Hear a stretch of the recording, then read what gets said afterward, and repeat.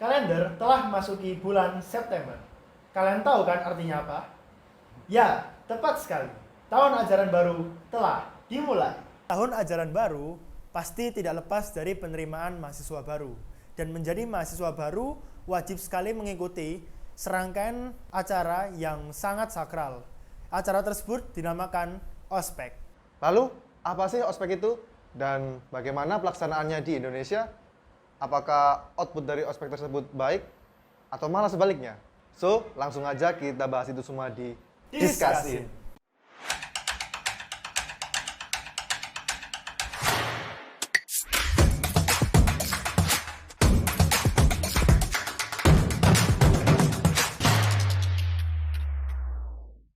Halo para Discussers, di sini kembali lagi bersama aku Nando. Aku Zidan. Di channel ini kita akan mengajak kalian semua untuk berdiskusi bersama tentang topik-topik yang kami bawakan. Oke Discussers, kali ini kita akan membahas mengenai serba-serbi tentang ospek. Nah, sebelum kita membahas lebih lanjut tentang ospek, kita harus mengerti nih pengertian dari ospek. Apa sih ospek itu? Sebenarnya ospek sendiri itu memiliki kepanjangan studi orientasi pengenalan kampus. Nah, ospek sendiri ini udah berganti nama sih sebenarnya. Jadi PKKMB atau kepanjangannya pengenalan kehidupan kampus mahasiswa baru. Pengenalan sendiri sejatinya adalah memberitahu kepada mahasiswa baru tentang serba-serbi dunia kampus, baik akademik maupun non-akademik. Sesuai dengan namanya pengenalan, tetapi sering kita jumpai nih, para maba takut untuk berkenalan dengan lingkungan baru di kampusnya ini. Lalu, apa penyebab ospek atau PKKMB mendapat stigma buruk di kalangan masyarakat sebagai ajang balas dendam antara senior dan juniornya? Nah, perspektif tersebut tumbuh karena memang sejatinya ospek itu kental sekali dengan praktek senioritas dari kakak tingkat ke adik tingkat. Kakak tingkat tersendiri berdalih dengan alasan bahwasanya bersikap tegas dan memarahi adik tingkat itu akan melatih mental dari adik tingkatnya sendiri, dan hal tersebut itu dianggap lumrah dan sudah turun-menurun sampai dengan saat ini. Bahkan kita seringkali mendapatkan berita tentang perpeloncoan yang diupload ke media sosial ataupun media televisi. Dan hal tersebut itu berlawanan dengan mandat dari ospek sendiri. Bahkan ada juga yang sampai merenggang nyawa akibat dari tindakan ospek sendiri. Memang berperilaku keras sendiri itu tidak selalu salah sih. Asalkan si panitia penyelenggaranya ini memiliki alasan yang kuat di balik sikap tersebut. Yang tidak kami setujui adalah tindakan kekerasan tersebut adalah tindakan yang dilakukan oleh para kakak tingkat itu kepada mabanya yang tidak berfaedah atau tidak berguna lah memarahinya itu. Dan malah menimbulkan rasa takut kepada mabanya, terus mungkin juga tekanan psikis atau bahkan melukai. Nah, itu sangat tidak kami setuju ya tindakan-tindakan tersebut. Lalu di masa pandemi saat ini kita semua udah jenuh dengan menatap layar laptop yang ada atau yang dikenal dengan Zoom fatigue. Dan saat ini ospek pun menghadapi tantangan yang sangat nyata, dan panitia penyelenggara pun juga harus beradaptasi dan menyesuaikan kegiatan-kegiatan yang mengharuskan itu dilakukan secara online. Kami di sini telah merangkum beberapa solusi sebagai alternatif yang dapat digunakan dan menghadirkan agenda-agenda yang lebih berfaedah dan outputnya lebih baik. Masing-masing dari kami akan memberikan 3 alternatif solusi kegiatan bagi para mahasiswa baru ini agar ospeknya itu menjadi lebih berfaedah dan lebih bermanfaat bagi mereka. Kalau dari aku nih, yang alternatif kegiatan pertama adalah membuat petisi tentang isu terkini. Kalau menurut kamu sendiri nih, kamu kan udah nyebutin hal tersebut. Menurut kamu sendiri, kenapa sih solusi tersebut itu penting untuk dilakukan?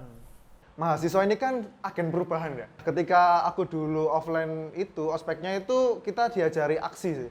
Jadi aku kan masuk Fakultas Ilmu Sosial dan Ilmu Politik, jadi kita harus konsen dengan yang namanya politik, baik di dalam kampus maupun di luar kampus. Nah, kita waktu ospek itu diajari aksi yang baik dan benar itu gimana, yang tidak anarki gimana. Berhubung pandemi seperti sekarang, mengapa aksi tersebut tidak beralih ke online? Di masa pandemi ini, yang semuanya serba online, aksi yang bisa kita lakukan adalah membuat petisi. Nah, petisi ini sebenarnya adalah awal yang baik lah untuk membuat aksi dan membahas isu-isu terkini. Dan itu kayak men-trigger bagi para masyarakat. Mungkin isu-isu ini tuh sebenarnya penting. Sebenarnya orang-orang harus melihat isu ini. Nah, berhubung mahasiswa adalah agen perubahan, gimana kalau mereka memulai ini melalui petisi ini. Nah, tadi kan udah tuh alternatif pertama. Terus kemudian alternatif yang kedua. Alternatif kegiatan yang kedua dari aku sih mengajari mahasiswa baru untuk membuat profil yang profesional seperti LinkedIn atau membuat kurikulum vitae.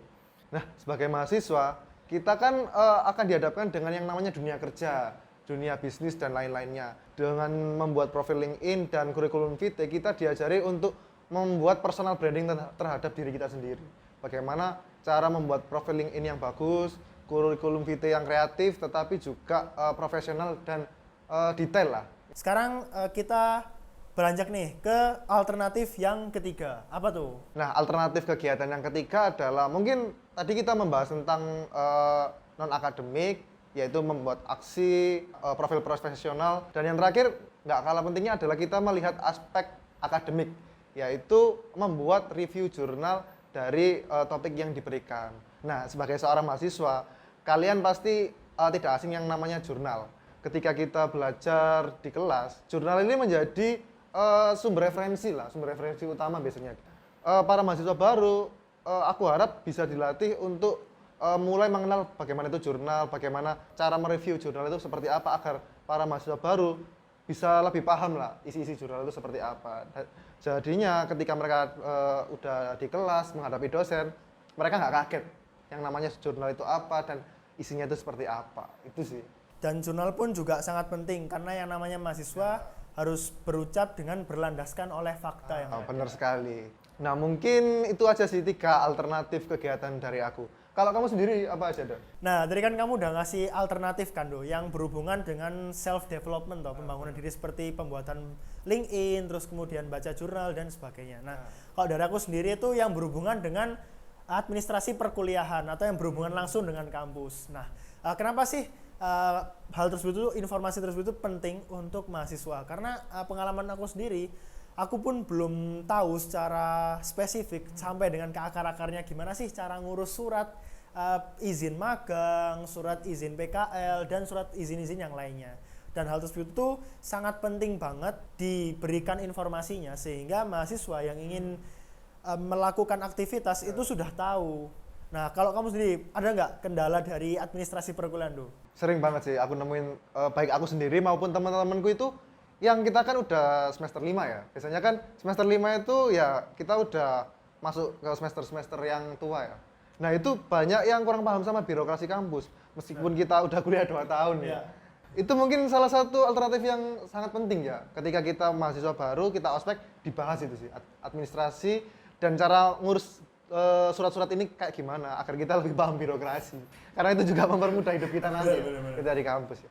Oke, alternatif kegiatan yang pertama dari kamu yang administrasi ya. Kalau yang kedua apa? Nah, kalau yang kedua ini berhubungan dengan organisasi. Jadi memberikan informasi atau memberikan insight-insight baru terhadap mahasiswa baru tentang struktur organisasi yang ada di perkuliahan.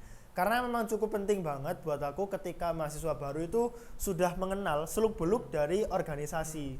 Gimana sih caranya mendaftar di suatu organisasi, terus kemudian apa sih pentingnya bergabung di dalam organisasi, dan bagaimana sih struktur yang ada di dalam keorganisasian. Karena belajar struktur itu adalah salah satu ilmu yang fundamental banget. Alternatif solusi yang ketiga adalah bagaimana cara menghubungi dosen. Hal ini merupakan hal yang sepele, tapi ini sangat berdampak dan penting banget untuk kedepannya. Karena seringkali mahasiswa-mahasiswa baru itu salah panggil dan nggak sopan caranya bagaimana. Bahkan dosen cewek itu dihubungi, dipanggil dengan mas atau dan sebagainya. Dan kemudian nggak tahu nih cara berhubungan atau mengirim pesannya itu gimana. Jam-jamnya itu seperti apa. Dengan penggunaan kalimat-kalimat yang dinilai kurang sopan ketika menghubungi dari dosen sendiri. Nah, itu juga sering kejadian sih sama teman-temanku.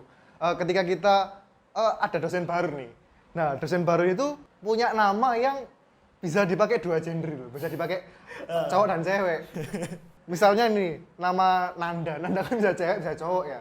Nah, itu ketika kita nggak tahu ini dosennya siapa ya. Karena cuma nama dan gelarnya. Nah, ketika kita ingin menghubungi, kita juga bingung sih. Nah, mungkin dari ketika kita ospek sih bisa disosialisasikan. tata caranya kayak gimana itu. Dan ini sih sebenarnya membantu itu kalau di kampusku ya itu ada banner-banner cara menghubungi dosen. Ah. Itu cukup membantu sekali tuh. Biasanya tak foto jadi panduan lah. Dan aku juga punya pengalaman menarik, terutama temenku nih. Dia itu harusnya kan bagaimana caranya kita itu bisa menghampiri ibunya. Jadi kita tanya nih, ibu punya waktu luang kosongnya jam berapa? Nah tapi ini dibalik, ibu bisa nggak nemuin saya? Nah ini sangat keliru banget kan. Dan akhirnya mahasiswa tersebut itu cuma diri aja dan pada saat satu ketika dosen tersebut cerita ke kelas dan bilang kalau kapan hari saya pernah dicat sama mahasiswa, bukannya mahasiswa yang nemuin saya, tapi saya yang disuruh nemuin mahasiswa. Ini gimana? Tunggu aja, ketika kalian masuk pasti ada cerita-cerita lucu. Memang solusi yang telah kami berikan kali ini itu sudah diterapkan oleh beberapa kampus-kampus yang ada di Indonesia. Namun kami tetap berharap kepada kampus-kampus yang lain yang ada di Indonesia untuk menyingkirkan budaya dari senioritas, budaya perpeloncoan, agar stigma buruk yang menempel pada ospek itu hilang untuk kedepannya. Terima kasih buat para discussers yang udah nonton video kami dari awal sampai akhir. Dan kami ingin tahu nih tentang pengalaman kalian ketika ospek dulu itu seperti apa. Dan mungkin kalian juga bisa ngasih alternatif kegiatan yang mungkin bisa bermanfaat dan berfaedah bagi para peserta ospek tersebut ya. Feel free untuk komen di bawah nih. Discussin, keep thinking outside.